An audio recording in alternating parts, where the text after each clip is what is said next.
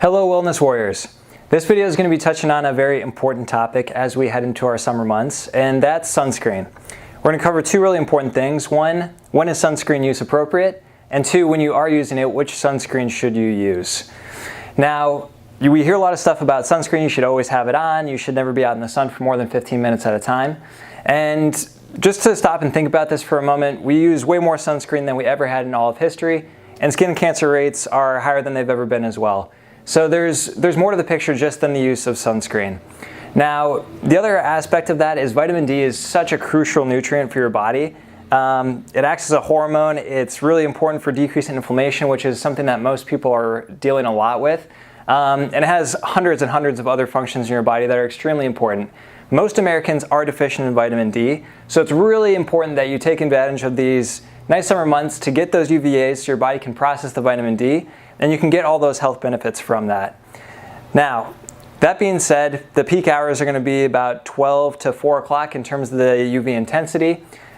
So just use common sense. You obviously don't want to be baking out in the sun for that entire length of time. But if you're just going to be in and out of your car outside for 15 minutes here, 15 minutes there, really don't feel like you have to slather your entire body to block out all the sunscreen or all of the sun, because it's really, really important for your health. Now, when you do decide to use sunscreen, most people are just grabbing whatever's on the shelf and not really considering what's in the actual product. So most sunscreens that are available are petroleum-based, and there's ingredients like avobenzone, oxybenzone, and retinol palmitate. And these, again, are oil-based, which means that they're going to absorb into the skin. They do block the UV rays, but what researchers are finding more and more is once these chemicals are in your skin, there's also a bunch of stabilizing chemicals that are in there. There's oftentimes fragrances, and so all these things are now in your skin. You're outside in the sun, which activates a lot of these things and creates free radicals. So we're finding a lot of these chemicals are leaching things into your body as we're putting on all of this sunscreen. What we found is that mineral-based sunscreens are going to be much, much better for your body because A, they're mineral-based, which means that your body is used to these, they're not foreign substances.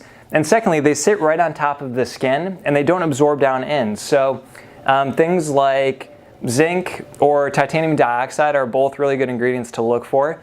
And you can find really healthy organic sunscreens on Amazon.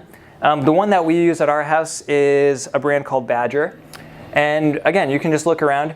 They're a little more expensive, but they're well worth it when you're considering all these things that you're not putting into your body, which is going to be really helpful for your health. So, the other thing to keep in mind is there's a lot of aerosol sunscreens out there these days. The safety of the sunscreen has been tested on the skin. It has not been tested once it gets into your lungs, and you're going to breathe something in if you're spraying that aerosol all over the place. So really, really consider that as these aerosol sunscreens are becoming more popular.